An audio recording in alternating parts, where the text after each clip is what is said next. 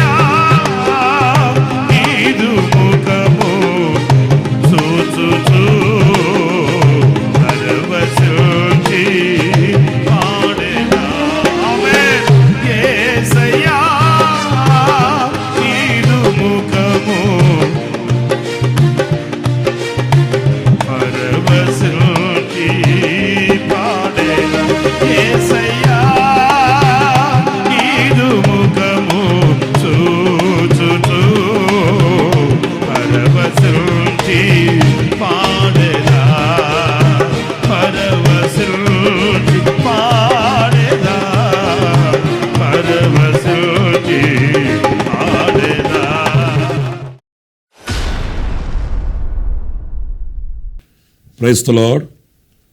ప్రభు అయిన యేసు క్రీస్తు ప్రశస్త నామంలో మీ అందరికీ హోసన్నా మినిస్ట్రీస్ తరపున హృదయపూర్వకమైన వందనాలు తెలియపరుస్తున్నాను. ప్రభు మిమ్మల్ని ఆశీర్వదించి దీవించుగాక. ఈ పూట పరిశుద్ధ గ్రంథంలో నుంచి ఒక చక్కటి మాటను మనం చదువుదాము. యోహాను సువార్త 14వ అధ్యాయం మొదటి వాక్యాన్ని నేను చదువుతున్నానండి. మీ హృదయములను కలవరపడనీయకుడి. ఇప్పుడు చూడండి, ఈరోజు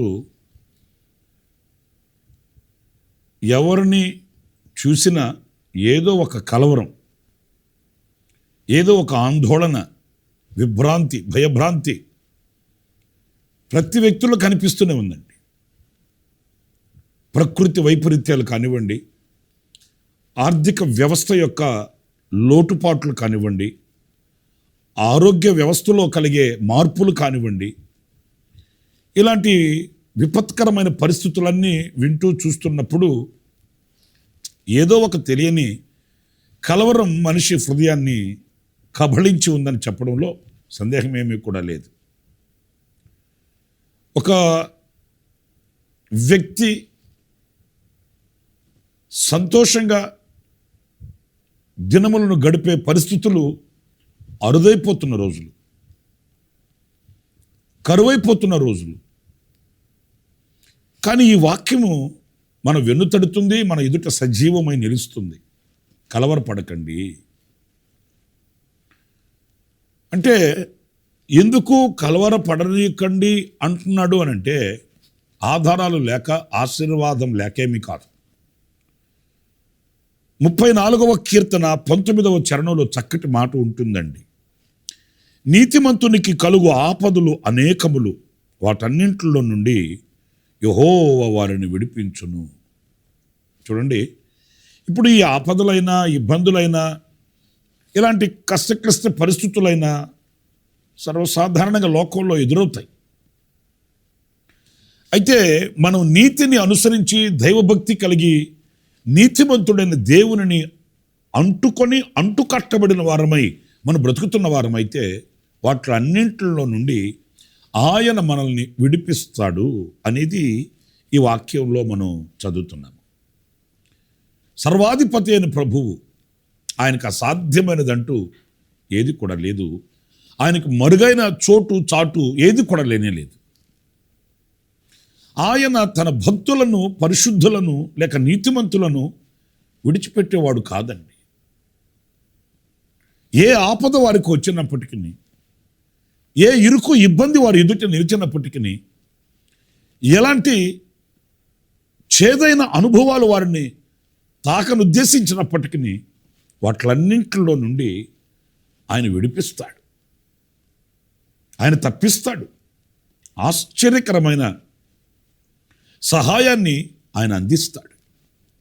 అది మనం ఎరుగక, ఆయనతో సహవాస సంబంధాలు మనకు లేక, జీవాధిపతి అయిన ఆశ్చర్యకరమైన సహాయము చేయగలిగిన శక్తి కలిగిన దేవుడితో అనుబంధం మనకు లేక కలవరాలైనా, కన్నీళ్ళైనా, ఆందోళనైనా మన సొంతం అవుతుంటుంది. నా ప్రియ సహోదరులారా, ఆయనను నమ్ముకున్నవాడు ఎవరు కూడా కదల్చబడడని వాక్యం సెలవిస్తుందండి. కదలని సియోను కొండవలే ఉంటాడు అని జీవవాక్యం సెలవిస్తుంది. మరి కదిలిపోవడం, చలించిపోవడం, కలవరపడడం, కంగారు పడడం ఇవన్నీ మనకు తగినవి కావు. మన పితరుల జీవిత చరిత్రలో సముద్రాలు చీల్చిన వాడు కదా ఆయన. తన బిడ్డల కొరకు పర్వతాలని చదును భూమిగా చేసిన వాడు కదా. విరోధముగా లేచిన శత్రువులను హతమార్చి ఎలాంటి భయము లేకుండా ఆదరణకరమైన నీడలో నడిపించిన దేవుడు కదా ఆయన. మరి సముద్రములను ఎండగట్టి, నదులను ఏకరాశిగా నిలిపి, అరణ్యములో ఆహారాన్ని కురిపించి, దప్పిక తీర్చి, లక్షల కాల్భాలని భుజముల మీద మోసిన ఆ తండ్రి ఈనాటికి సజీవుడు, ఈనాటికి మన మధ్యలో మనతో ఉన్నవాడు.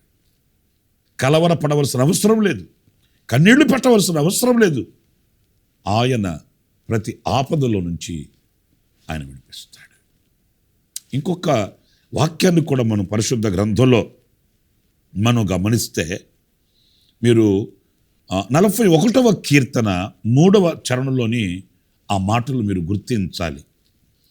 రోగశయము మీద యెహోవా వానిని ఆదరించును, రోగము కలుగగా నీవే వానిని స్వస్థపరచుదువు. చూడండి, మనుషులు ఎవ్వరూ ఇవ్వలేని ఒక శక్తి కలిగిన అభయం జీవము కలిగిన దేవుని మాటలలో మనకు దొరుకుతుందండి. మీ హృదయములను కలవరపడనివ్వకుడి అని చెప్పిన దేవుని యొక్క మాటల యొక్క ఆంతర్యాన్ని మనం గమనిస్తే, రోగశయము మీద యెహోవా వారిని ఆదరిస్తాడట. ఇప్పుడు ఎక్కువగా పెరిగిపోతున్నది రోగ వ్యవస్థ. కొన్ని హాస్పిటల్స్ దగ్గరకు వెళితే షాపింగ్ మాల్లో ఉన్నట్లుగా ఉంటున్నారు జనం. ఎన్ని రోగాలో, క్రొత్త రోగాలు, క్రొత్త వ్యాధులు, తెలియని బలహీనతలు. వయసుతో తారతమ్యం లేదు, చిన్న పెద్ద అని ఏమాత్రం తారతమ్యం లేకుండా ఏ హాస్పిటల్లో చూసినా జనం కిక్కిరిసిపోయి ఉంటున్నారు. వీళ్ళు వైద్యం చేయించుకోవడానికి వచ్చారా, లేకపోతే వైద్యం చేయించుకుంటున్న వారిని చూడటానికి వచ్చారా అర్థం కావట్లే. ఎందుకంటే మనిషి పైన రూపంలో చూస్తే బాగానే ఉంటున్నారు, లోపల ఉన్న బలహీనతలు ఎన్నో. ఏమండి మీరు ఎందుకు వచ్చారండి? మీకు సంబంధించిన వాళ్ళు ఎవరైనా ఉన్నారా హాస్పిటల్లో? లేదండి, నేనే చూయించుకోవడానికి వచ్చానండి. బాగానే ఉన్నారు కదా అన్నామనుకోండి, ఇన్ని చెప్తారు వాళ్ళు. మనిషి పైకి కనబడుతున్న రూపం వేరు, శరీరంలో దాగి ఉన్న రోగం వేరు. ఈరోజు మనిషి గుండె గడగడలాడుతూ గుప్పిట్లో పెట్టుకుని బ్రతుకుతున్నాడు. దినాల్ని వేళ మీద లెక్క పెట్టుకుని బ్రతుకుతున్న బ్రతుకే మనకు కనిపిస్తుంది. ప్రియమైన సహోదరులారా, అయినప్పటికీ నీ వాక్యం అంటుంది, మీ హృదయములను కలవరపడనివ్వకండి. ఎందుకంటే ఆయన రోగము కలుగగా వారిని స్వస్థపరచువాడట. ఆయన పొందిన గాయముల చేత మనం స్వస్థ చిత్తులం అవుతాం. ఆయన గాయాలలో స్వస్థత ఉంది, ఆయన రక్తంలో రక్షణ ఉంది. నిశ్చయముగా ఆయన మనల్ని స్వస్థపరచుటకు సమర్థుడైన దేవుడు. ఎందుకంటే ఆయనే కదా మనకు నిర్మాణకుడు, ఆయనే కదా మనకు పోషకుడు, ఆయనే కదా మనం రూపించిన రూపకర్త.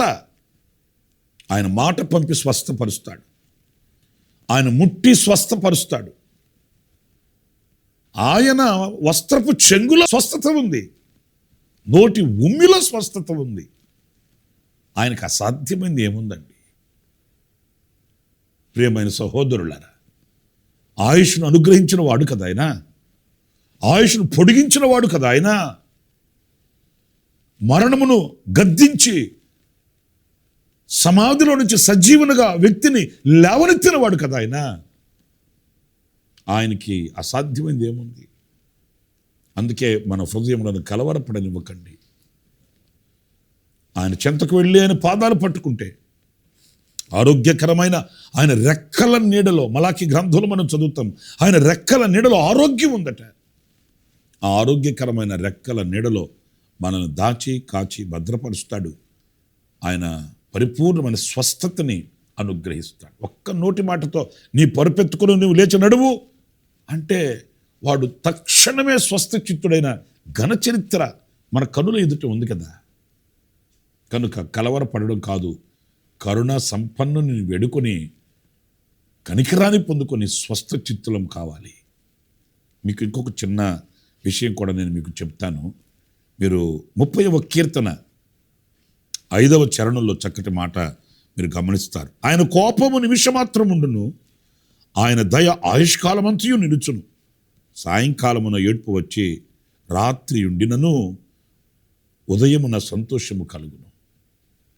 తాత్కాలికమైనవి ఏది వచ్చినప్పటికీ కూడా, పైపెచ్చు ఆయన కోపించినప్పటికీ కూడా తాత్కాలికమే. ఆయన కృప, ఆయన దయ ఆయుష్కాలం ఉంటుంది, ఆయన కోపం నిమిషమాత్రం. అట్లని పెద్దగా ఏమీ నిలిచేదేం కాదు, ఇప్పుడు కోపడతాడు మరలా ఆయన దయ చూపిస్తాడని ఆ కృపను నిరర్ధకం చేసుకోమని నేను చెప్పట్లేదు. కలవరపడకండి అనే వాక్యాన్ని అన్వయించుకోనమని చెప్తున్నాను. ఉదయమున సంతోషం కలుగుతుంది, రాత్రి కాస్త దుఃఖం కలిగిన, శ్రమలు, శోధనలు, ఇబ్బందులు, ఇరుకులు కాసేపు మన మీద చలామణి చేసిన అవి శాశ్వతమేమీ కాదు. శాశ్వతుడైన దేవుడు మనతో ఉంటాడు. శాశ్వతుడైన దేవుని కృప మనల్ని నడిపిస్తుంది. ఒక తల్లి వలె ఎత్తుకొని హత్తుకొని ముద్దాడి ఆయన మనం పోషించువాడు. కలవరపడాల్సిన అవసరం లేదు, కంగారు పడాల్సిన అవసరం లేదు. నిత్య కృప చేత నింపబడుదాం, నిత్యుడైన దేవునితో అడుగులు వేద్దాం. ప్రార్థన చేసుకుందాం. జీవాధిపతి అయిన యేసయ్య, మీకు వందనాలు నాయన. ఈరోజు ఎవరిని చూసినా ఏదో ఒక కలవరం. ఈనాడు మీ వాక్యము చేత మీరు మమ్మల్ని ధైర్యపరిచినందుకు నీకు స్తోత్రం. నిజమే, మేము కలవరపడవలసిన అవసరం లేదు, మేము కంగారు పడాల్సిన అవసరం లేదు. మీ మాట సజీవమైనది, మీ మాట ఉన్నతమైనది, ఉత్తమమైనది. జీవము కలిగిన మీ మాట మీద ఆశను పెంచుకొని వారమై, విశ్వసించిన వారమై, వాక్యము వలన కలిగి దీవెనకు మేము పాత్రులకు సహాయం చేయమని వేడుకుంటున్నాను. నీతిమంతునికి కలిగిన ఆపదలు అనేకమైన తప్పించువాడవు నీవునైనా. కెరటాల వలె మా ఎదుట నిలిచిన, అలజడి పుట్టించిన, ఆవేదనను కలిగించిన, అభ్యంతరాలని మా ముందు నిలబెట్టిన మీరు మాతో ఉన్నంత వరకు మాకు భయమేలా? మా పితరుడైన దావీదు పలికినట్లు, గాఢాంధకారపు లోయలో నేను సంచరించినను ఏ అపాయమునకు నేను భయపడనని మా పితరుడు పలికిన మాటని జ్ఞప్తికి తెచ్చుకుంటున్నాను. ఆ రీతిగా మీరు కృప చూపించి నడిపించండి. స్వస్థపరచు దేవుడా, మా కొరకు గాయపరచబడిన నాథుడా, మమ్మల్ని మీకు అప్పగించుకుంటున్నాను. మీ వాక్కు పంపి, మీ దృష్టి నిలిపి, మీ హస్తపు స్పర్శ మా మీద ఉంచి స్వస్థతను అనుగ్రహించి ఆరోగ్యమును అనుగ్రహించండి. ఈ మాటలు వింటూ ఎవరు బలహీనులై ఉన్నారో ఈ క్షణమే నైనా వారిని మీరు దర్శించమని వేడుకొనుచున్నాను, స్పర్శించమని వేడుకొనుచున్నాను, అద్భుతం చేయమని వేడుకుంటున్నాను. కొంతకాలం, క్షణిక కాలం దుఃఖం కలిగినప్పటికీ ఉదయముననే సంతోషము కలుగునని మీ లేఖనాల్లో వ్రాసిన సత్యాన్ని విశ్వసిస్తున్నా. ఎదురవుతున్న పోరాటాలైనా, ఎదురవుతున్న కన్నీళ్ళైనా, కష్టాలైనా, నష్టాలైనా ఇవన్నీ తాత్కాలికమే. నీ కృప శాశ్వతం, మీ దయ శాశ్వతం. ప్రభువా నీకు స్తోత్రాలు. ఆ రీతిగా మేము ధైర్యాన్ని పొందుకొని మీతో అడుగులు వేయడానికి కృప చూపించి నడిపించమని మమ్మల్ని ఒక్కొక్కరిని మీ చేతులకు సమర్పించుకుంటూ యేసు నామములో ప్రార్థించి వేడుకొనుచున్నాను తండ్రి, ఆమేన్. ప్రభు మిమ్మల్ని ఆశీర్వదించి దీవించునుగాక. విశేషమైన కృప నా దేవుడు ఈ దినమంతా మీకు సమృద్ధిగా అనుగ్రహించుగాక. ఆమేన్.